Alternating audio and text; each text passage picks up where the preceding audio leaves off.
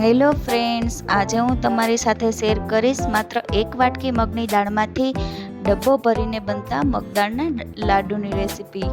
આ લાડુ એકદમ ફટાફટ બની જાય છે અને ઘીનો ઉપયોગ માત્ર 4 ચમચી જ થાય છે। તો ચાલો રેસીપી શરૂ કરીએ।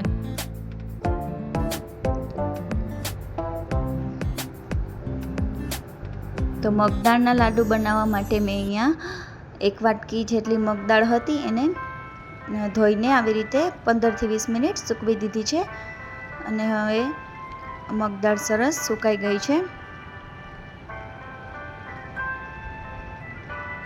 હવે એક પેનની અંદર આપણે મગદાળ છે એને એમનેમ જ શેકવાની છે, ડ્રાય રોસ્ટ જ કરવાની છે। ઘી અત્યારે આની અંદર આપણે ઉમેરવાનું નથી।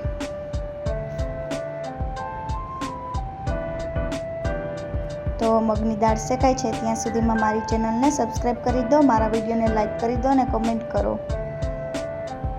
જો આ રીતે કોરી થઈ જાય દાળ, ત્યારબાદ એની અંદર 1 ચમચી જ ઘી ઉમેરવાનું છે અને આવી રીતે દાળને શેકવાની છે। હજી આ દાળનો કલર ચેન્જ થઈ જાય ત્યાં સુધી શેકવાની છે।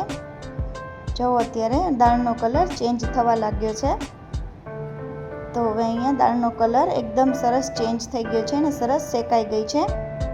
જો એકદમ આ રીતે। તો હવે એને એક પ્લેટમાં કાઢી લઈએ અને એને 10 થી 15 મિનિટ ઠરવા દઈએ। તો દાળ સરસ ઠરી ગઈ છે।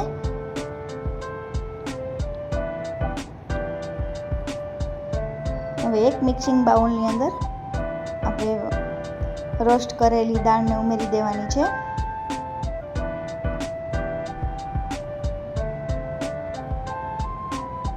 તેની અંદર આપણે અત્યારે બીજું કંઈ જ ઉમેરવાનું નથી। આ લાડવાની ખાસિયત એ છે કે આની અંદર આપણે ચાસણી લેવાની ઝંઝટ નથી રહેતી। હવે આને આવી રીતે ફાઇન પાવડર તૈયાર કરી લીધો છે મેં।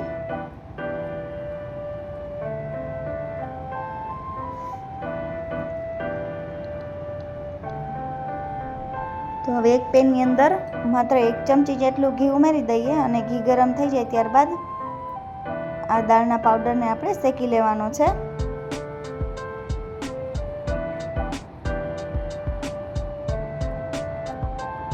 જો આ રીતે પાવડર શેકાઈ ગયો છે દાળનો। તો હવે એની અંદર 2 ચમચી જેટલું ઘી ઉમેરવાનું છે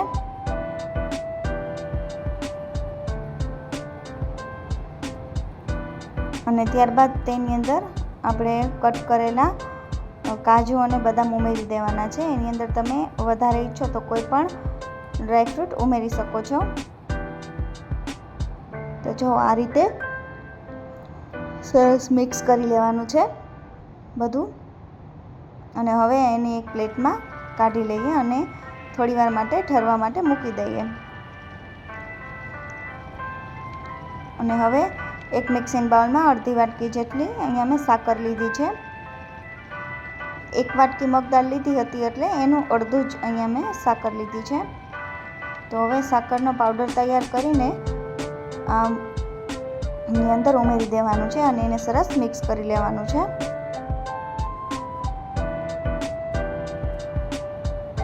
તો જો આ રીતે હવે એને આવી રીતે ગોળ ગોળ લાડવા વાળી લેવાના છે, નાના નાના। આ તમે બાળકોને લંચ બોક્સમાં પણ આપી શકો। તો તૈયાર છે આપણા મગદાળના લાડવા। આની ઉપર નાના નાના પિસ્તા ચોંટાડી દેવાથી એકદમ સરસ લાગશે અને બાળકો હોશે હોશે ખાસ।